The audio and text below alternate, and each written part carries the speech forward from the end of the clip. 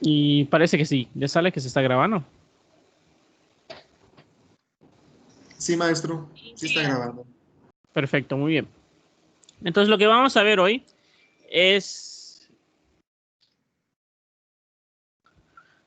el plan de recolección, análisis y manejo de los datos. ¿Ok? Ya vimos un poquito la clase pasada, pero vamos a repasar y vamos a detallar un poco algunas cosas. La mayoría de ustedes ya leyó estas lecturas que dejamos para leer, que tienen que ver con el plan de recolección y de análisis de datos y gestión de datos. Entonces, me gustaría que si tienen alguna duda en algún punto de lo que estoy mencionando, me interrumpan. No tienen que alzar la mano porque además creo que no los puedo ver. Entonces pueden desactivar su micrófono, me interrumpen y vamos resolviendo dudas al momento. ¿Ok? Entonces vamos a comenzar. En un proceso de investigación cuantitativa es muy importante que nosotros podamos gestionar y sistematizar en general todo el proceso que tiene que ver con la recolección hasta el análisis de los datos. ¿Ok? Tiene que estar todo muy claro, tiene que estar todo bien delimitado, bien especificado, con la finalidad de que cualquier persona pueda replicar lo que estamos haciendo. Muchos elementos de la investigación cuantitativa tienen la finalidad de la generalización de la información. Por lo tanto, también tiene la finalidad de la replicabilidad de mis hallazgos. Y en la medida en la que nosotros seamos claros, precisos y coherentes con lo que estamos delimitando acerca de todo el proceso de la investigación, incluyendo la parte de los datos, pues va a hacer que podamos a realizar la investigación. ¿Ok? Permítame un momentito, nada más voy a contestar acá a José.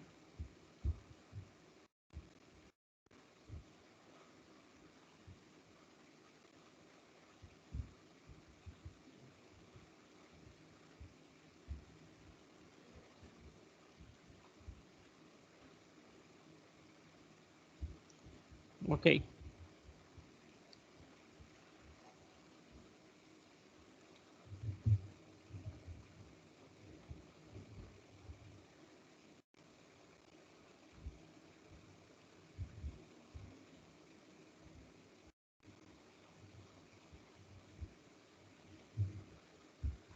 Bien, entonces lo que vamos a hacer el día de hoy es hablar un poquito acerca de ello. La parte de la recolección de la información ya la hemos platicado bastante. Solo voy a precisar unas cosas que vimos en la clase pasada y que no pudimos grabar y que es importante que esté en el video para que lo pueda tener en cuenta los demás compañeros, ¿ok?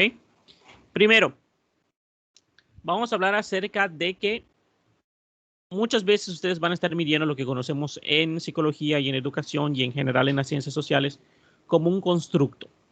Un constructo, como ya mencionamos, va a ser un concepto que tiene el significado agregado de haber sido inventado o adaptado para cierto propósito científico en especial, de manera deliberada y consciente. Es decir, es un elemento, es un fenómeno que no existe en la vida real, ¿no? Sino que nosotros lo creamos para poder hacer el estudio de esta información.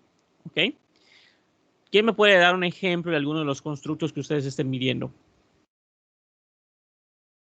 Alfabetización digital, liderazgo. Alfabetización digital, muy bien. ¿Qué más? Liderazgo. Liderazgo docente. Sheila, ¿tú estás midiendo alguno en particular?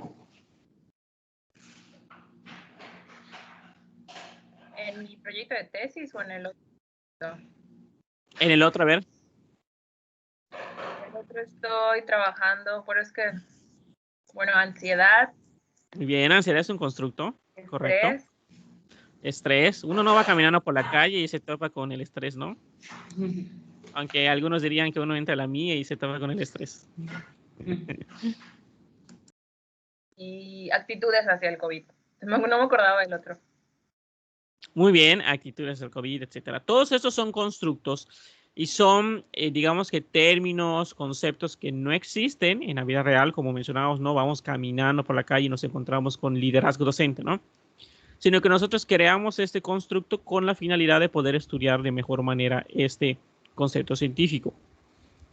El término no existe en la naturaleza, sino que lo creamos para que nosotros podamos estudiarlo.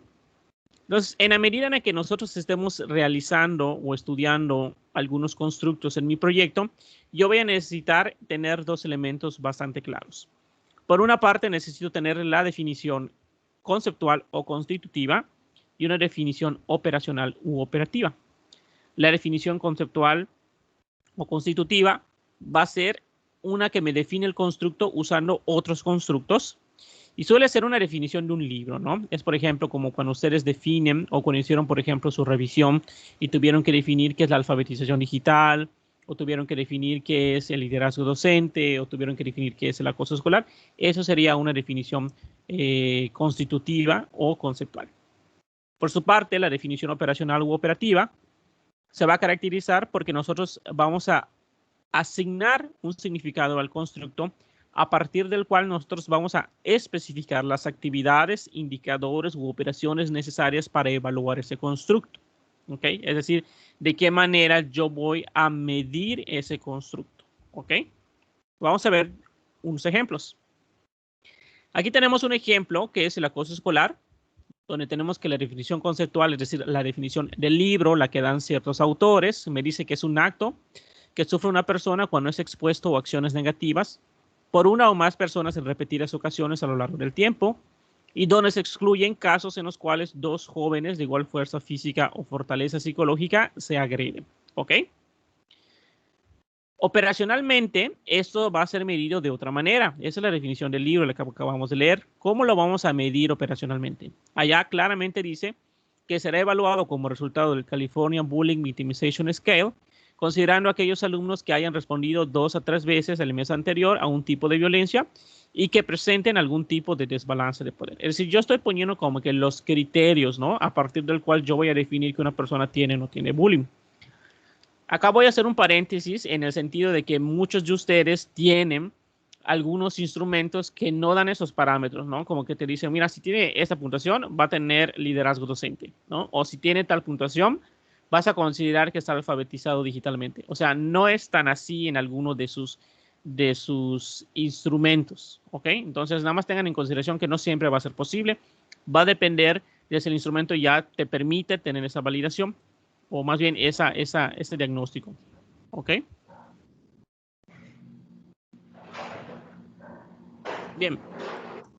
Luego tenemos aquí algunos instrumentos y técnicas de recolección que también platicamos la clase pasada y estuvimos hablando acerca de que es importante que nosotros podamos definir cuáles van a ser los conceptos que vamos a estar utilizando. ¿Ok? Entre ellos está, por ejemplo, el instrumento, como pueden ser los cuestionarios. Muchos de ustedes están utilizando algunos cuestionarios y test estandarizados. ¿Ok? Varios de ustedes, de hecho, están utilizando, bueno, más que un test estandarizado, es un test que está en construcción. Pero algunos de ustedes están utilizando algunas entrevistas, como puede ser, por ejemplo, perdón, técnicas, como puede ser la entrevista o como pueden ser las observaciones. ¿Ok? Entonces, es muy importante. No hay que confundir la técnica con entrevista, ¿no? Por ejemplo, nosotros podemos tener un cuestionario que se lo leemos a la persona y, por lo tanto, la manera o la técnica de aplicar el cuestionario va a ser a través de la técnica de la entrevista. ¿Ok? Lo mismo va a ocurrir con algunos otros técnicas o instrumentos que son más complicados, como por ejemplo, redes semánticas naturales que está utilizando Lady Gabriela. Es que está leyendo tu nombre, Gaby. Es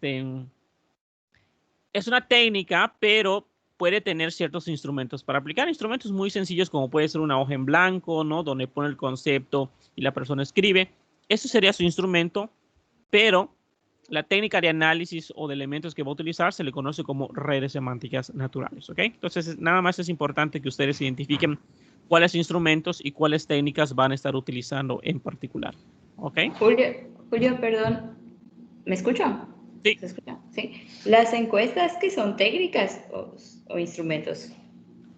Las encuestas son instrumentos como tal, pero dependiendo de cómo lo apliques, es la técnica, porque una encuesta puede aplicarse de manera de entrevista, como lo hace el INEGI, por ejemplo, pero también se puede aplicar a través del autoinforme, donde tú le das a la persona la encuesta y lo contesta por sí sola, ¿no? Entonces, muy importante definir cómo vas a utilizar o qué elemento vas a utilizar para poder responder o llenar o recolectar tu información. ¿Ok? Por ejemplo, puedo poner que yo voy a hacer una encuesta de autoinforme en línea, ¿no? Correcto, exactamente, así es.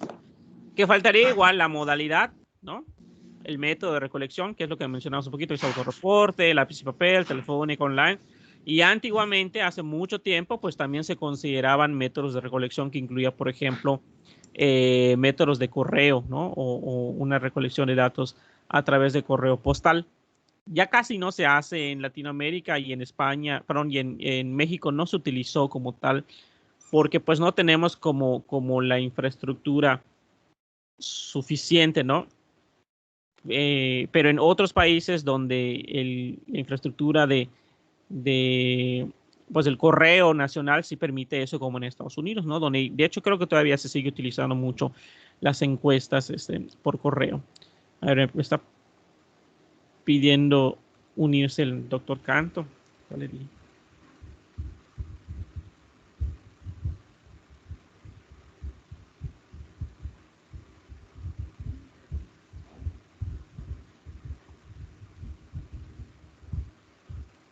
Creo que ya se pudo unir.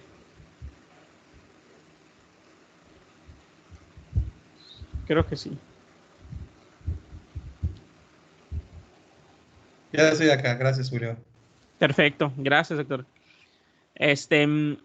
Y bueno, es importante eso, ¿no? En Estados Unidos, por ejemplo, como les estaba comentando, es interesante porque permite una planificación un poquito más sencilla, ¿no? Ustedes en algún punto pues están un poquito a ciegas, pero, por ejemplo, el envío de encuestas postales o a través de teléfono permite una presupuestación un poco más clara, ¿no? Porque sabes cuántas encuestas vas a mandar, cuánto te cuesta llegar a tal zona de la ciudad, cuántas estampillas tienes que comprar, etcétera, etcétera.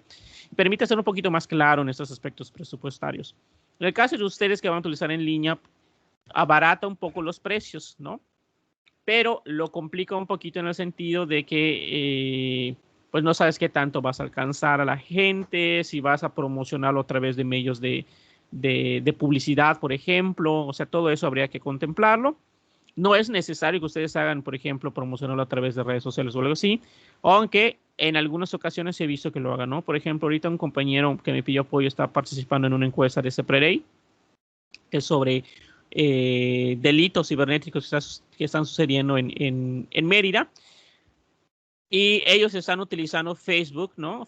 Pagan Facebook Ads o anuncios de Facebook para promocionar la encuesta y que le llegue a más meridianos. A lo mejor les habrá tocado por allá en alguna vez en su feed ver esa encuesta. Bueno, esa encuesta es la que está participando un compañero que le ayuda un poquito con la parte del diseño muestral.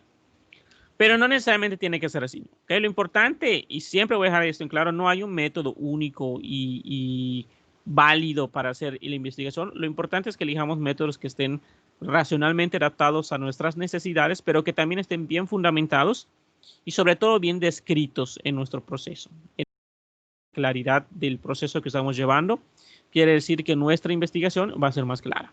¿Ok? Luego tenemos bien informado. ¿Ok? Bueno, algo que quiero comentar, creo que hay uno ¿Sí? perdido. Carlos creo que ya intentó entrar 2 veces y creo que le estaba pasando lo mismo que a mí, se queda en un cuarto oscuro. Sí, ya le di solicitar unirse, pero es que creo que tiene que colgar la sesión donde está y entrar. Tiene que salir, sí, tiene que salir y eso igual me pasaba, para que entonces le haga clic donde tú haces la solicitud y ya entonces entras directo. Ok, ¿alguien le podría comentar, chicos, por favor? Nada más para que no... Bueno, de eso que acaba de comentar Julio, algo que es importante, hay un principio que tiene que ver con el paradigma cuantitativo, que es el cuidar que todos tengan las mismas condiciones. ¿De acuerdo? Eso es importante. Y bueno, eso no quiere decir que sea súper rígido. O sea, el primer principio es ese. Ahora, si por cuestiones de procedimiento ya no lo puedes aplicar de la misma manera o por estrategia de decir, esta técnica no me va a terminar de dar el porcentaje de respuesta que yo necesito y necesito incrementar el porcentaje de respuestas, se puede modificar. En este caso se cambiaría incluso también el procedimiento en esa atención, pero hay que escribirlo todo, tanto el cambio, la descripción del nuevo procedimiento y las razones, ¿no? Sí, lo que menciona el doctor Canto es súper importantísimo, ¿no? Y eso es también, suele ser un temor muy frecuente de los alumnos, ¿no? O sea, Julio, ya hice mi protocolo de esta manera, se va a cambiar, ¿qué va a pasar? Todo lo que está mal no está mal. O sea, siempre van a pasar cambios en las investigaciones. Lo importante, como dice el doctor Canto, es justificar esos cambios, ¿no? Sustentar el por qué se dieron y documentarlos, ¿no? O sea, ya hicimos este cambio, por qué se dio y cómo lo resolvimos y qué es lo que hicimos, ¿no? Y en la medida en que haya claridad en este proceso, va a hacer que nuestro proceso sea transparente y replicable, ¿ok? Sí, ¿qué cambios sí se valen? Mira, por ejemplo, te empezaste por un autorreporte. Te agarra la pandemia y bueno, ni modo, cambias y lo haces ahora en línea. Es correcto, tienes que escribir todo, las razones del cambio, cuántos tuviste de una parte, cuántos de otro. Incluso hasta puedes hacer un comparativo que no estaba inicialmente en tu estudio, pero eso es otra cosa aparte. ¿Qué es lo que no se debe de hacer? Que tenías una muestra y de pronto por el punto o el cambio, bueno, pues esa muestra se vuelve mi población. Entonces es un censo. O al revés, que decías que era un censo y como nada más conseguiste en 15 respuestas, pues dices, pues esta es mi muestra. ¿De acuerdo? Esos sí son cambios muy importantes que no se pueden hacer, pero cambios en ese sentido del procedimiento, sobre todo, por ejemplo, ya sea porque hay condiciones de riesgo o porque las condiciones ya no son las mismas, no pudiste seguir, o para mejorar la porcentaje de respuesta, eso sí se pueden y son correctos y se pueden fundamentar. Muy bien, muchas gracias, doctor. A ver, vamos a ver. Bueno, eso no voy a ahondar mucho porque ya lo vimos infinitas veces en diferentes partes de la asignatura. Consentimiento informado es muy importante, ya mencionamos por qué, lo dice el Código Ético de la APA, lo dice el Código Ético de la ERA, lo dice la norma oficial mexicana del trabajo e investigación con seres humanos. Hay toda una serie de fundamentos, tanto legales como éticos, para poder o necesitar recolectar el consentimiento informado de la persona. Lo que voy a hacer énfasis acá es en lo que está en negritas en esta definición. Consentimiento informado, como ya menciona, tiene que ser un documento que sea por escrito. Acá voy a hacer un breve paréntesis en el sentido de que muchos de ustedes, por la cuestión de la pandemia, a lo mejor va a cambiar un poquito esta parte de que no puede ser como la firma de la persona como tal, ¿no? Entonces, lo que ustedes pueden hacer es que en su encuesta empiecen con una pregunta antes de dar seguimiento a la encuesta, donde le preguntes, le des el consentimiento y le preguntas si acepta participar o no acepta participar. Y dependiendo de si dice que sí, se abre la encuesta, o si dice que no, termina la encuesta, ¿no? Pero sí es muy importante que quede claro que la persona eligió contestar toda esta información, ¿ok? Está autorizando su participación con un pleno conocimiento de lo que va a hacer, por eso es importante la descripción clara, concisa de lo que vamos a hacer. Tampoco pongamos palabras muy rebuscadas y sabemos que nuestra población es una población que a lo mejor son adolescentes o a lo mejor son papás de familia, ¿no? Y a lo mejor necesitan un lenguaje un poco más sencillo de que entiendan qué es lo que vamos a recolectar con sus hijos. Entonces no le vamos a decir, este es un estudio que busca identificar la alfabetización digital, ¿no? O sea, lo podemos declarar un poco más claro para los papás. Es un estudio donde queremos ver qué tanto los jóvenes saben utilizar diferentes medios digitales, etcétera, etcétera, ¿no? Es decir, como que prepararlo para la persona a la que está dirigido el consentimiento informado. ¿Por qué? Porque en la medida de que la persona tenga claro qué es lo que quieres hacer y no utilicemos palabras rebuscadas que a lo mejor nosotros como investigadores sí lo conocemos o sí nos cae en cuenta de qué es, pues a lo mejor a ellos no, y técnicamente no te van a estar dando su consentimiento informado porque para ellos van a haber palabras desconocidas o poco claras para ellos y pues no van a saber a qué están diciendo que sí, ¿no? Entonces es como que le estemos hablando en un lenguaje diferente a ellos. Y esto nos lleva a que... Maestro, ¿Sí, doctor? Sí. Soy Daniel. ¿Me Sí. escucha? Sí. Ok, gracias. Una preguntita. Esto que acaba usted de mencionar sobre el consentimiento en línea, entonces sí es válido. Lo que pasa que al colocar la encuesta en línea, sí mi asesor me dijo que pues haga eso que usted acaba de decir, solamente que ya ve al trabajar con niños, como que el consentimiento informado va dirigido, dice, estimado padre, madre o tutor y estudiante. Entonces se describe lo que usted menciona bueno, lo que debe llevar, y al final pues si hay una pregunta de autorizo a mi hijo que participe, y si hay el botón de sí y no, entonces sí es válido. Sí, sí es válido, ¿no? Bueno, acá Ok. habría algunas cuestiones logísticas que tendríamos que afinar, como por ejemplo asegurarnos de que sí sea el papá el que está dando el consentimiento, ¿no? Pero sí es válido, es totalmente válido hacer esto. Van a encontrar muchos ejemplos. De hecho, en la pandemia hay muchas investigaciones al respecto que básicamente te preguntan eso. De hecho, fíjate que este tipo de preguntas, cuando están dirigidos a poblaciones que van a responder de ese tipo, generalmente empiezan con una pregunta: ¿qué edad tienes, no? ¿Soy mayor de 18 años o menor de 18 años? Y eso te abre a si necesitas el consentimiento de tus padres o si puedes dar el consentimiento tú mismo, ¿no?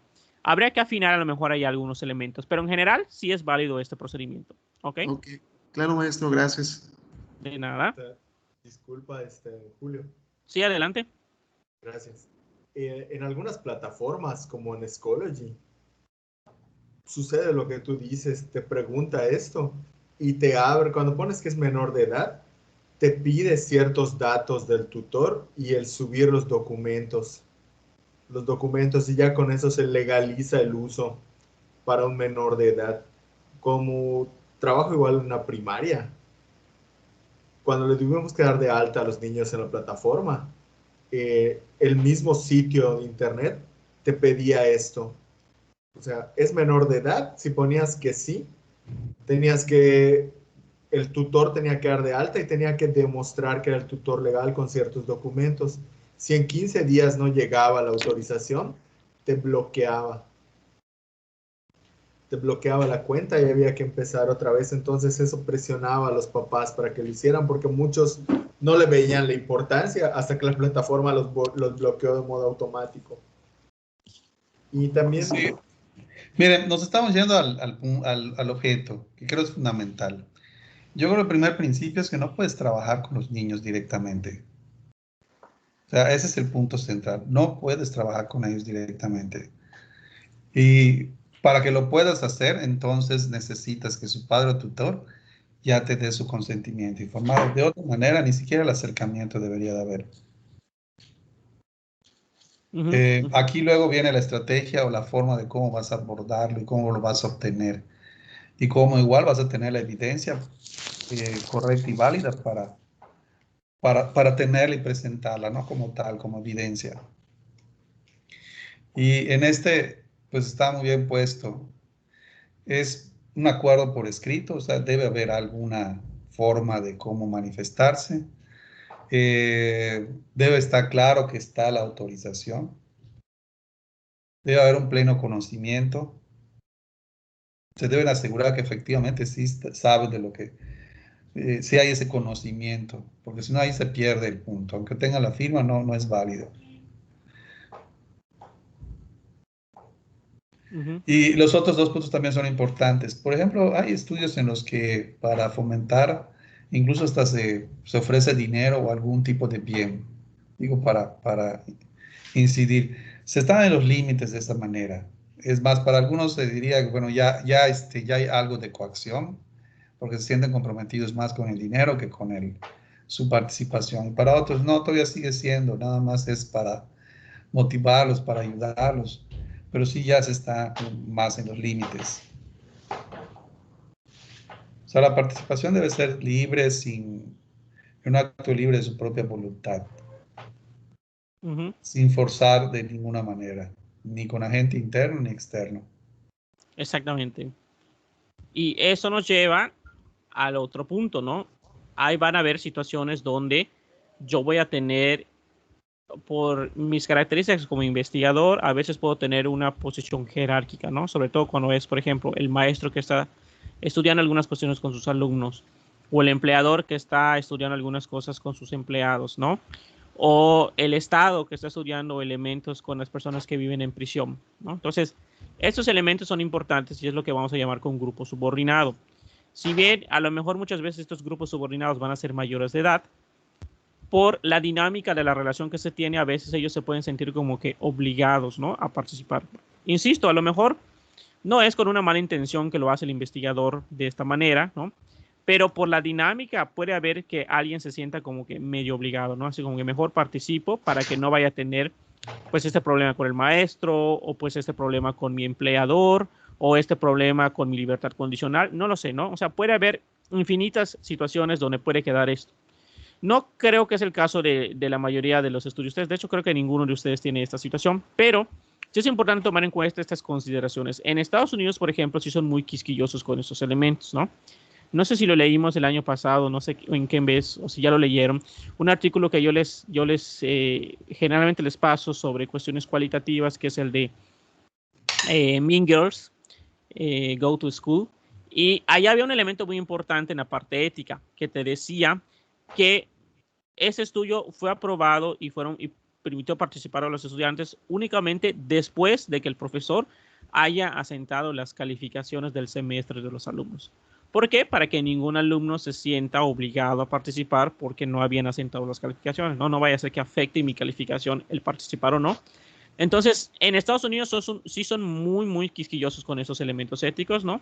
Entonces, sí es muy importante que reflexionemos si no estamos trabajando de alguna manera con este tipo de poblaciones. En el caso de ustedes no es así como tal, ¿ok?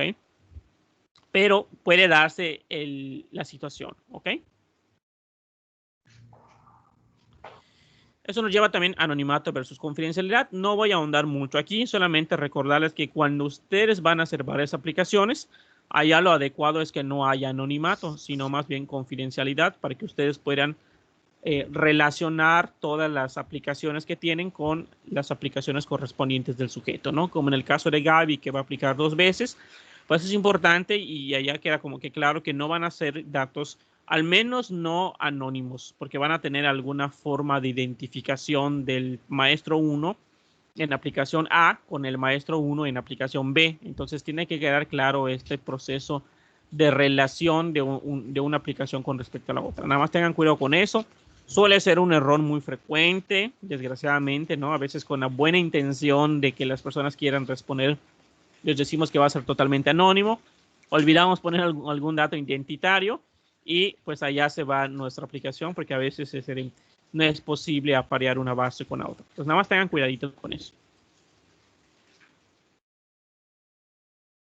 Bueno, eso nos lleva a, ya una vez que ya tengamos claro esta parte de la recolección de la información, va a seguir la parte de la gestión y del análisis de la información. La gestión, como ya comentamos, me voy a pasar de una vez allá, es un aspecto como que punto y aparte, ¿no? Y ya mencionamos que no necesariamente va a aplicar para sus proyectos y que generalmente eso suele contemplarse cuando son proyectos muy grandes o muy complejos o incluso a lo largo del tiempo, en donde involucra varias personas que van a formar parte de la investigación y donde tiene que quedar clara las responsabilidades, los roles, los accesos, etc.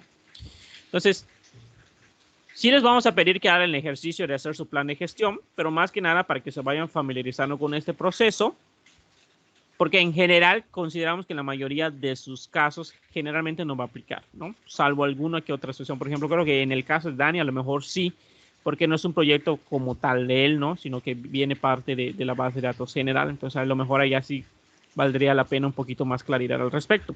Pero en general los demás son como que proyectos que salen de un proyecto grande, pero que al final son prácticamente propios de ustedes, ¿ok?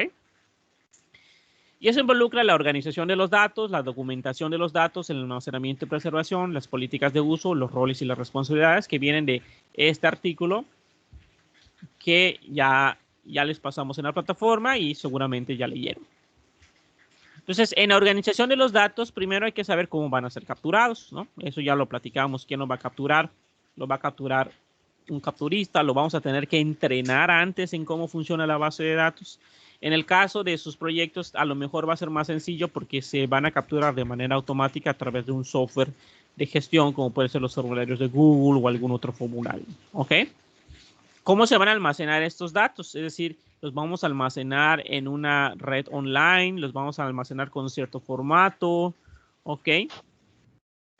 Libros de anotaciones, ¿no? Porque va a llegar a un punto que van a tener diferentes versiones de su base de datos, ¿no? Van a tener la base de datos en bruto, ¿no? Tal cual como se recolectó, más algunas bases de datos con pequeños cambios, en algunos casos, con variables menos, ¿no? Y luego van a tener como que 15, 20, 30 bases de datos y es importante que ustedes vayan recabando qué base de datos tiene qué información y qué cambios hicieron con respecto a una versión anterior, ¿ok? Hay que tener una documentación de estos datos y es lo que vamos a conocer como metadatos. ¿Qué son metadatos? Son los datos de los datos. Entonces, los metadatos pueden ser de diferentes maneras, pero al final de cuentas lo que vamos a buscar es que nosotros describamos la base de datos, ¿no? Tal cual mi variable, cómo está en la base de datos, una breve descripción, ¿no? Y a grandes rasgos el nivel de medición, y los valores. Todos los otros elementos como estos, por ejemplo, son adicionales que yo puse para este proyecto que hice con unos colegas, ¿no? Pero básicamente lo mínimo que debe tener es tu variable, cómo está llamada en la base de datos, ¿no? Porque a veces pues está el nombre, pero a veces dice variable 1, variable 2, variable 3. Entonces, ¿cómo se llama en la base de datos? Una descripción para que sepas qué es lo que está midiendo en esa base de datos, qué nivel de medición tiene en esa base de datos y los posibles valores que puede tomar en esa base de datos. ¿Okay? Es como que a grandes rasgos lo básico que debe tener su documentación de metadatos. El almacenamiento, allá hay que ver cómo se va a almacenar, ¿no? Es decir, en qué formato, ¿ok? En qué tipo de base de datos. Va a ser una base de datos física, ¿no? A lo mejor va a ser en una computadora del equipo, va a ser en un repositorio online. O sea, hay que determinar cómo se va a almacenar. ¿Quiénes van a tener acceso? Cualquiera va a tener acceso. Tiene que tener ciertas credenciales, cierta aprobación. Tiene que solicitarlo de alguna manera, ¿ok? Y sobre todo también el manejo de las versiones de actualización, porque por lo mismo, ¿no? Como van a tener varias bases de datos, tiene que estarse actualizando constantemente. Aquí algunos ejemplos o algunas sugerencias que yo les doy es que hay plataformas en línea que te permiten almacenar y el manejo de versiones de base de datos, como viene siendo el Open Science Framework, lo pueden encontrar como OSF, por las siglas de Open Science Framework, ¿ok? El Open Science Framework es una plataforma para gestión de proyectos de investigación que incluye, es como una carpeta que ustedes pueden crear y pueden meter infinidad de información. Y entre ellas pueden incluir bases de datos, ¿no? Y les manejan las versiones. Políticas de uso, esto igual ya lo platicamos igual con el doctor Canto acá. Es muy importante quién va a solicitar el acceso, cómo se van a compartir, cualquiera va a tener acceso a ello. Si los vamos a compartir la base de datos en bruto o le vamos a dar una parte de la base de datos, en qué formato le vamos a compartir la base de datos, ¿ok? Todo eso es muy importante. ¿Quién es el responsable de esa base de datos y qué roles van a tener las demás personas? Y esto es especialmente importante, insisto, en proyectos muy grandes, ¿no? Desgraciadamente se puede dar el suceso, ¿no? Que el investigador que vía la base de datos termina su contrato y se va, se jubila, le da COVID y fallece, no lo sé, infinidad de cosas, ¿no? Que pueden suceder que una persona simplemente deje de participar en un proyecto de investigación. Entonces tiene que quedar claro quién va a ser la siguiente persona que va a tener a cargo esta información. Tiene que haber un proceso como que una entrega de información, ¿no? Como para que quede claro quién va a ser la nueva persona encargada. Entonces, en la medida en que haya claridad de eso, va a ser mejor, ¿ok? Bien. Y luego vamos con el plan de análisis de la información. Vamos a ver varios aspectos acá, ahora sí más detalladamente, pero a grandes rasgos, toda esta información, desde la creación de las variables hasta los modelos estadísticos, lo estamos sacando de esta lectura que también ya hicieron, que es la lectura de Panther del 2010, ¿no? Cómo escribir un plan de análisis de datos. Entonces, en esta lectura, ustedes debieron haber visto varios elementos muy interesantes. Es una lectura muy clara, muy precisa. En algunos elementos es un poco compleja, sobre todo en la parte de seleccionar el tipo de análisis de datos. Pero en general es bastante sencillita, creo yo. Primero es que ustedes tengan claro cuál es su modelo conceptual, ¿ok? Acá ponemos un ejemplo de un modelo conceptual, pues, que está bastante complicado, ¿verdad? Pero que deja muy claro qué es lo que quiere hacer el investigador. O sea, él quiere ver cuál es la relación entre la victimización con el abuso de sustancias, pero también quiere ver cómo la victimización puede estar causando depresión y esto puede llevar al abuso de sustancias. Es como que un modelo de mediación o de moderación. Se recomienda que ustedes hagan esa especie de figuras o gráficos, ¿no? De tal manera que les permita visualizar claramente los modelos que van a estar queriendo probar en su análisis. No tiene que ser un modelo sofisticado como un modelo de ecuaciones estructurales o un modelo de mediación o un path analysis.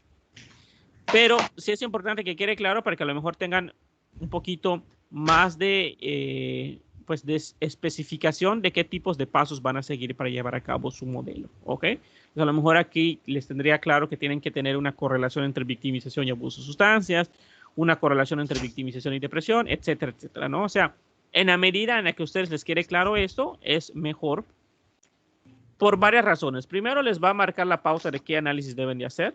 Y segundo, la persona que va a evaluar su proyecto le va a dar la impresión de que ustedes tienen una buena claridad acerca del modelo que quieren probar. ¿Ok? Y eso va a ser, en el caso de que ustedes estén aplicando para una beca o para un subsidio o algo así, pues va a ser calificado de mejor manera y de manera más rápida. Este ejemplo que les pongo acá es de esta investigación, ¿no? Por si quieren revisar con más detalle cómo lo mencionó o qué es lo que dijo, por ahí está este ejemplo. ¿Ok? Debo de subir estas bases de datos, esta presentación a la plataforma.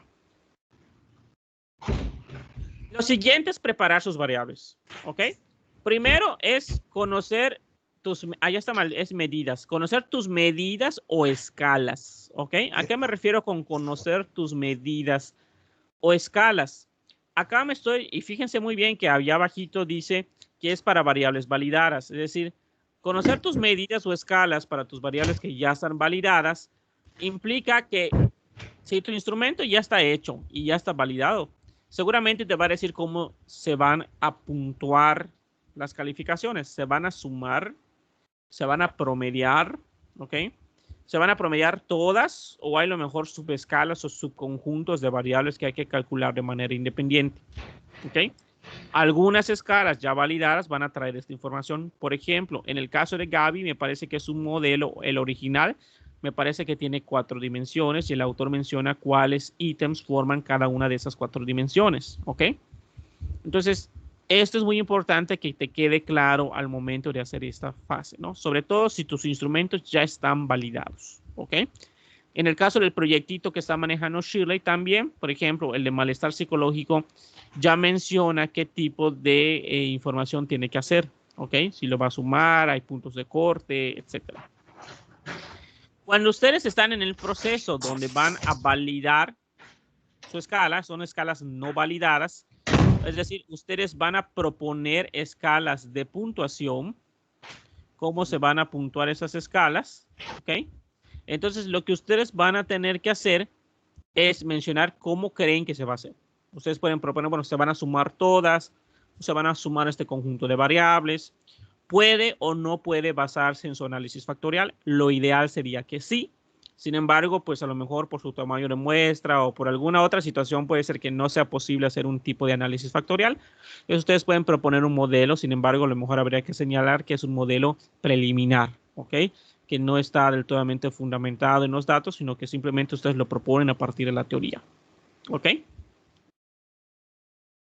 Bueno, y evidentemente también el uso de variables originales. ¿Por qué? Porque van a haber elementos que ustedes no van a validar. ¿Por qué? Porque puede ser que tengan elementos que no sean un constructo, ¿no? Como el sexo. O sea, ya no necesito validar el sexo.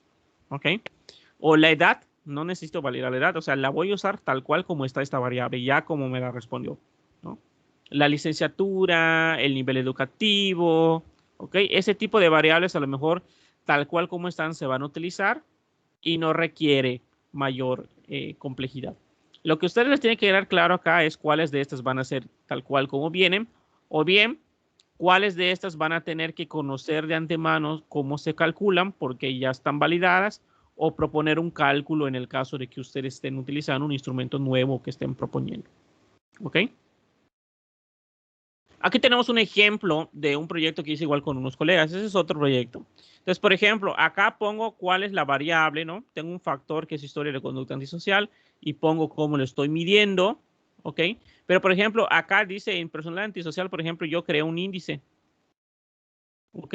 Acá, por ejemplo, bueno, como es un artículo, fue un poco más sencillo. No podía tener tanta información porque tengo cierto límite de de palabras, ¿no? Pero en el proyecto original con mis compañeros, yo hice un documento donde decía, bueno, estas 4 ítems se tienen que sumar para dar una especie de impulsividad, y le puse su cuestión de consistencia interna, etcétera, ¿no? Y lo mismo acá, por ejemplo, con asociación criminal. En pares antisociales son los amigos cercanos con conductas antisociales y que está formado por reactivos que evalúan si sus mejores amigos realizan conductas antisociales, ¿no?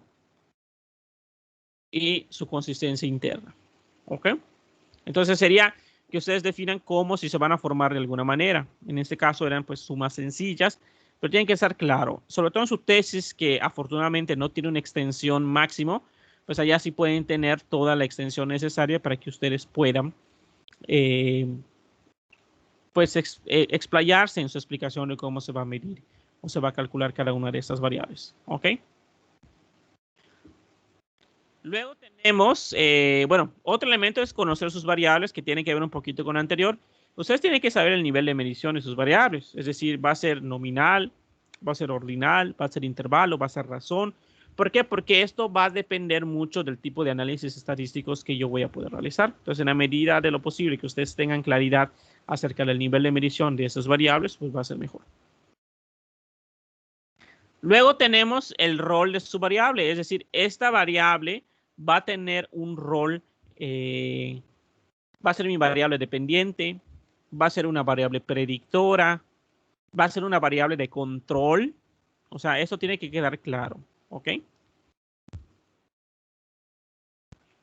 Otros elementos importantes que hay que tomar en cuenta, ¿ok? Hay que tomar en cuenta si tienes nuevas medidas o nuevas variables que tú creaste, descríbelas como las creaste, ¿no? A lo mejor tú tienes una variable que es escolaridad, ¿no? Y era de primaria hasta posgrado, y tú lo decidiste hacer dicotómica, ¿no? Aquellos que tienen escolaridad básica y los que tienen arriba de básica, ¿no?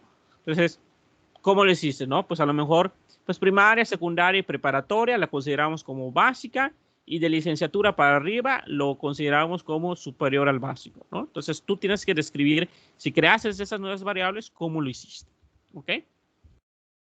El poder de análisis de tu información, que eso tiene que ver con el tamaño de la muestra, que lo vamos a ver más adelante, pero en este caso, en el caso de ustedes, quizás sí es importante en algunos. Creo que en el EGAVI, porque su muestra es pequeñita, habría que ver. Pero la mayoría de ustedes que tienen muestras relativamente grandes no se tienen que preocupar tanto por el poder de la muestra. Lo que pasa es que el poder estadístico tiene mucha relación con el tamaño de la muestra. Más muestra, más poder. Menos muestra, menos poder. Entonces, muy importante esta parte. Variables latentes. O sea, si ustedes van a crear dimensiones, pues más que definirlo, porque ya lo hicieron en la parte pasada, es que ustedes tengan en cuenta que a lo mejor van a tener que leer mucho acerca de análisis factorial, acerca de análisis factorial confirmatorio, porque van a tener que describirlo muy bien en su metodología y en su marco teórico, ¿ok? Entonces, eso tiene que quedar un poquito claro. Si ustedes están modelando tiempo, que no creo, que me parece que no en ninguno de sus casos están midiendo una variable como días, horas, años, pero cuando estamos haciendo esto, es una variable un poquito más complicada y tiene modelos estadísticos no tan conocidos y no tan usuales, sobre todo en educación, ¿no? Como por ejemplo, no lo sé, como puede ser una análisis de supervivencia, un modelo de reducción de riesgos proporcionales de Cox, ¿cómo se llama?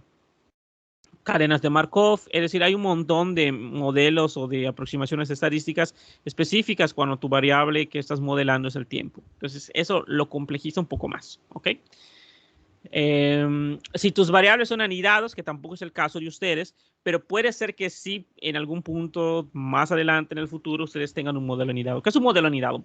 Que a lo mejor voy a hacer un análisis por persona, pero además también por escuela, y esa escuela también va a ser por nivel educativo. Entonces tienes como que varias variables que están anidadas en una otra, ¿no? Es como que como si tuvieses supravariables, ¿no?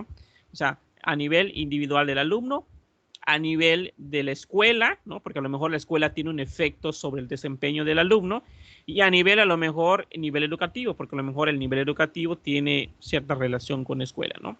Entonces, no lo sé. Es un modelo que ustedes podrían pensar. Son para modelos más complejos, pero sí se podría.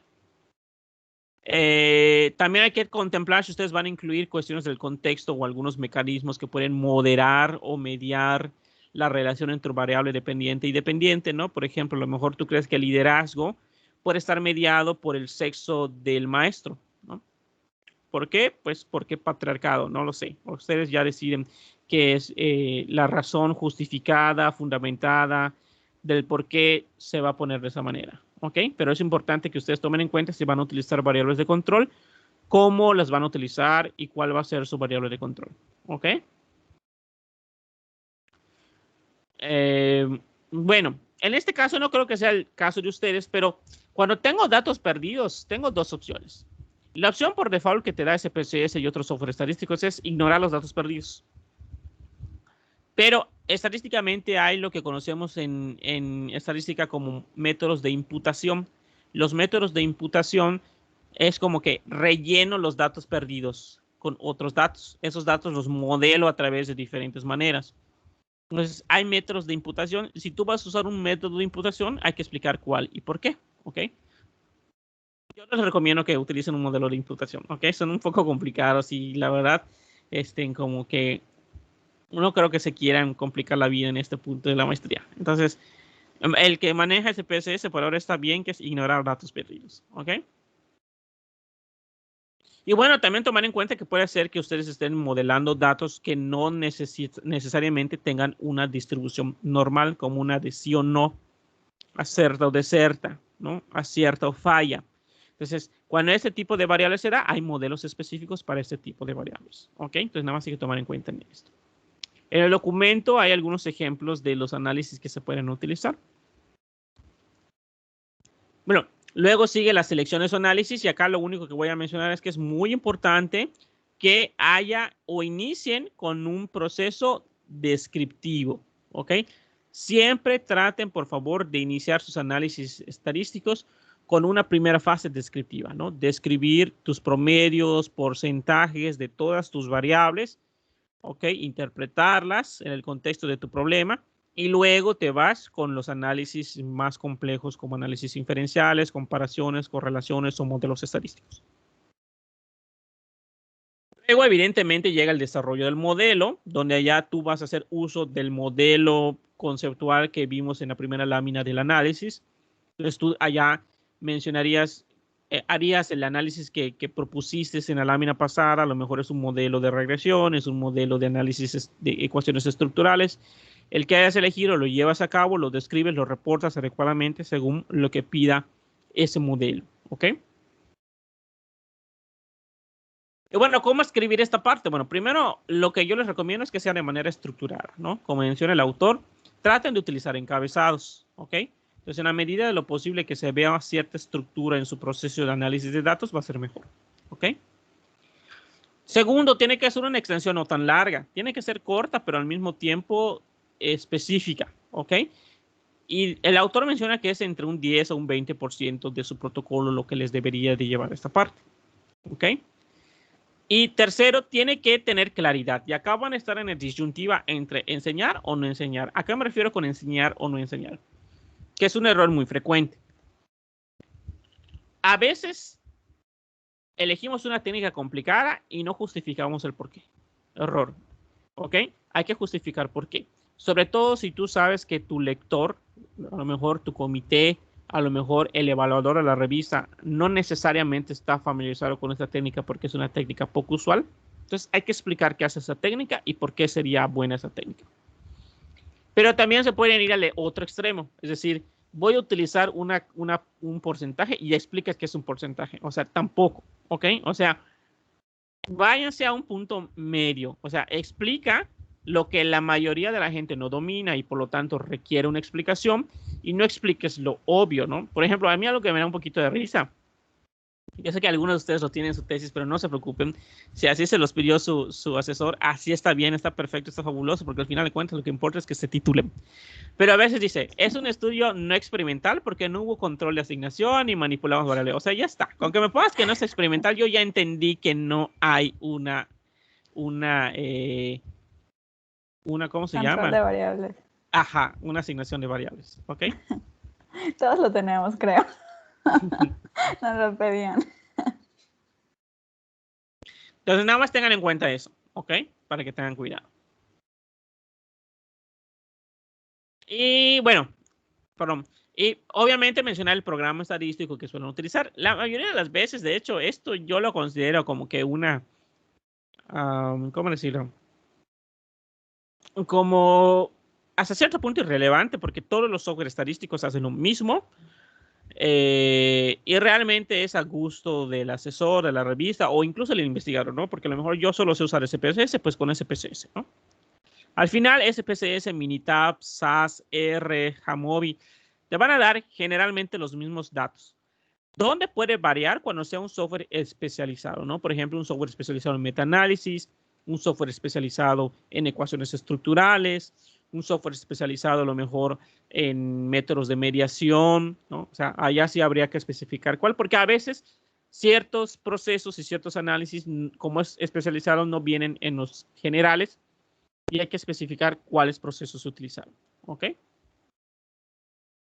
Muy bien. Entonces,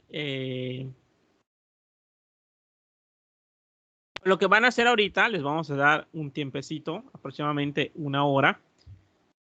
Van a hacer la actividad de aprendizaje 3. ¿Para qué? Para que lo podamos revisar entre todos y puedan recibir retroalimentación antes de enviarlo, ¿no? En vísperas de que ya van a empezar su recolección, si no es que ya la empezaron, pero si ya la empezaron, no se preocupen, ¿ok? Acá es simplemente dejar más claridad. Pero en vísperas de que ya están por iniciar, entonces hay que escribir toda esta parte de manera clara. Van a desarrollar su plan de recolección, gestión y análisis. Esta información está en la plataforma, todos los elementos que deben cubrir. Es un borrador, no se preocupen porque a lo mejor no está totalmente claro ahorita. Traten de escribir todo lo que tengan claridad. Esta es la actividad para hoy para que reciban retroalimentación. Obviamente, pues tampoco lo vayan a dejar así como, ay, maestro, no sé qué tipo de análisis. Bueno, pues pon un poquito de tu parte, ¿no? Trata de proponer uno, lo que los hayas leído en tus estudios y a lo mejor para saber si es el adecuado, ¿ok?